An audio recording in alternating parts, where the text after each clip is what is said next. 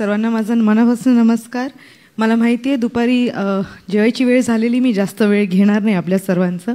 व्यासपीठावर उपस्थित सर्वच आदरणीय व्यासपीठ आणि तसंच इकडे सगळेच ऑर्गनायझेशनचे लोक, पोलीसचे लोक आणि सर्वच इकडे उपस्थित सर्वांना माझा मनापासून नमस्कार. खरं म्हणलं तर रुपालीताई आपले आभार मानते. अतिशय सुंदर इंटेलेक्च्युअल पॅनल आज आपल्याकडे इकडे आलेला आहे आणि अतिशय सुंदर डिस्कशन इकडे झालेलं आहे. मी सुद्धा बाहेरच होते आणि बाहेर लाईव्ह ऐकत होते. सर्वांचे भाषण अतिशय सुंदर झालेले आहेत.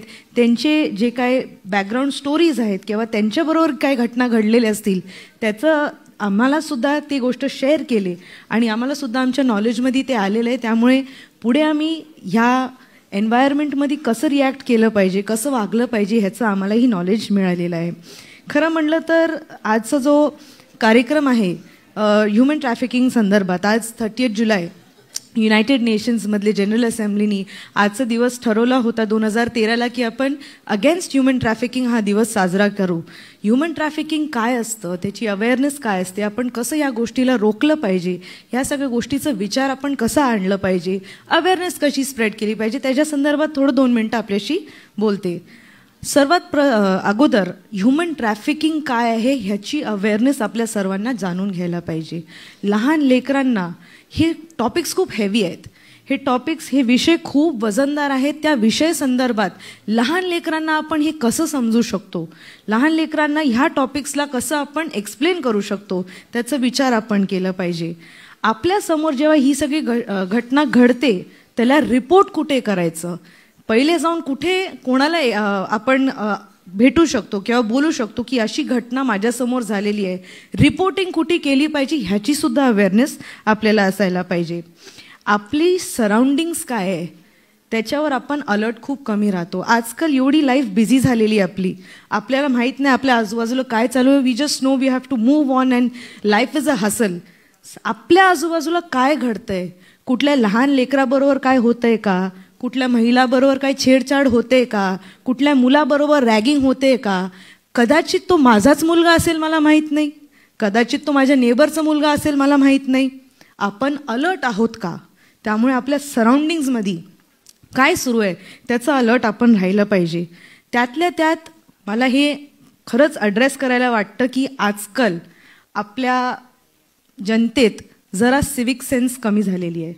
सिविक सेन्स काय असतं, what is a proper civil person. Civic sense आपली अवेअरनेस, जी आपण रिस्पॉन्सिबिलिटी आपली आहे, आपले ethical behaviour towards our society, that we are forgetting.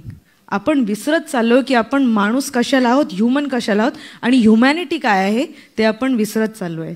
आपल्याला अंडरस्टँडिंग, लोकांची राईट्सची रिस्पेक्ट करणं, माझे नेबर्सची रिस्पेक्ट करणं, आमच्या अवतीभवती काय सुरू आहे त्या गोष्टीची रिस्पेक्ट करणं हे विसरतो आपण.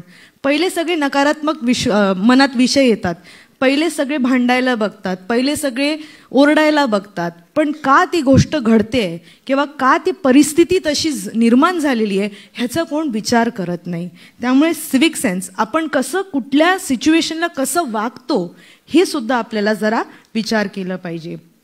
तसंच सोशल मीडियावर आजकाल खूप तरुण आहेत.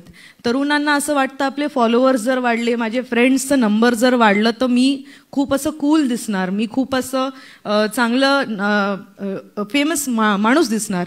असं कधी कधी लेकरं जे तरुण आहेत, जे नॉट इवन 18 असतील, ते धोक्यात असतात.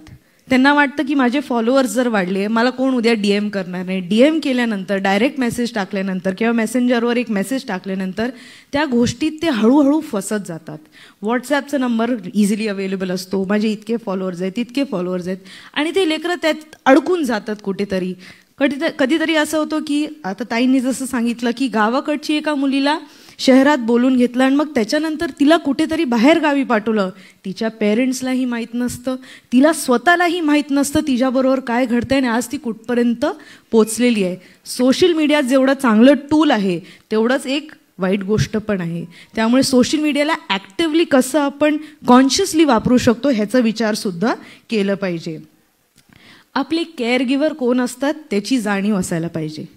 खूप वेळा आपल्या घरातच अशी गोष्ट घडतात की आपण काय करू शकत नाही. आपले पेरेंट्स किंवा आपले आईवडील, असे बरेच आज स्टोरीज ऐकलेले आहेत आपण की वडिलांनी काहीतरी अत्याचार केले लेकरांबरोबर किंवा आईनी अत्याचार केलाय.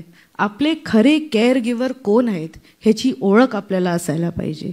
आणि तसंच we should not fall for any false traps.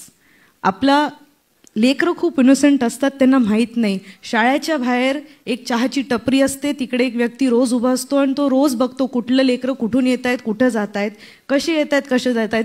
शाळेत बरेच वेळा स्कूल बसनी लेकरांना सोडलं जातं किंवा ऑटोनी सोडलं जातं, तर पेरेंट्ससुद्धा तिकडे येऊ नाही शकत. पण तो व्यक्ती तिकडे का उभा आहे, रोज का आपल्या लेकरांना बघतो, ह्याचं जाणीव समजा बसवाल्याला माहिती असलं, काहीतरी कोणतरी रिपोर्ट करायला पाहिजे की तो व्यक्ती तिकडे का उभा आहे. तसंच मग लेकरांना गंडवलं जातं, काहीतरी लालच देऊन त्यांना बोलवलं जातं की तू माझ्याशी मैत्री कर, माझ्याशी बोल, आणि तसंच लेकरांना फसवलं जातं. ही सगळी बारीक बारीक गोष्ट आपण जर आपल्या सराउंडिंग्स बरोबर अवेअर राहिलो तर चाइल्ड ट्रॅफिकिंग पण थांबणार. We will be really good civic ethical नागरिक आपल्या जागेचे. त्यामुळे इकडे मी एवढंच आपलं 2 मिनिटं आपल्यासोबत संवाद करायला घेतलं. मला इकडे बोलायची संधी दिली त्याच्याबद्दल मी सर्वांचे मनापासून आभार मानते आणि अतिशय सुंदर कार्यक्रम आपण इकडे घेतलेला आहे त्याच्या संदर्भात सुद्धा आपल्याला शुभेच्छा देते. धन्यवाद.